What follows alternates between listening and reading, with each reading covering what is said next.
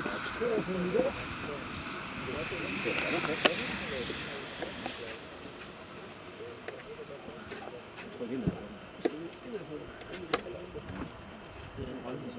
er den grønne. Det er den til løften. Det løfter spurgt. Så kan du sgu lige godt få en fra væk. Ja, det er ikke for det. Ja, men det har jeg også spurgt. Det har jeg også spurgt til, men det var meget tøvende over for. Er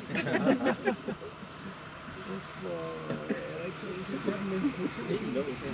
Det plejer altså at være. Der plejer at være sådan nogle små. Jeg tror nok, jeg har en væk i bilen.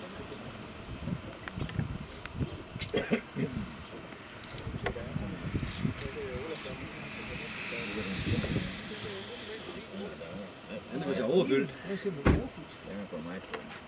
Jeg tror, at det er det sidste. Og jeg har fået skævt til det fuldt på min vej. Jamen ja.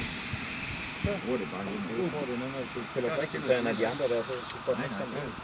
Nej, det er det. Ja. Så ikke var det her, der har de lavet den er simpelthen overfyldt. Ja, ja. Ja, det er meget godt. Så har jeg holdt skævt det er faktisk det værre, eller med at få lidt.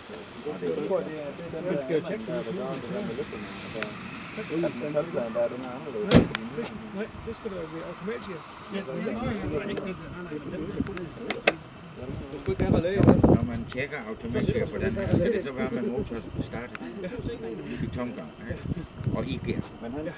Er det rigtigt? Det er rigtigt. I gear også? Ja, Betyder det noget? ja, du skal håndbremse den og sætte den i drive. For ellers så kan du ikke få den rigtige måling. Og så kan du se enten at normalt, altså hvis den har kold, normal og hot. Og hot det er jo for eksempel, hvis du har kørt langt. Og altså motoren virkelig er, så skal den være oppe i et område, der hedder hot. Ja, det er rigtigt. Så det har noget at gøre med motortemperatur. Ja. Men det står de 3 mærker på den, så man kan se det. Det er jo det irriterende, at jeg har fået så meget ud på den.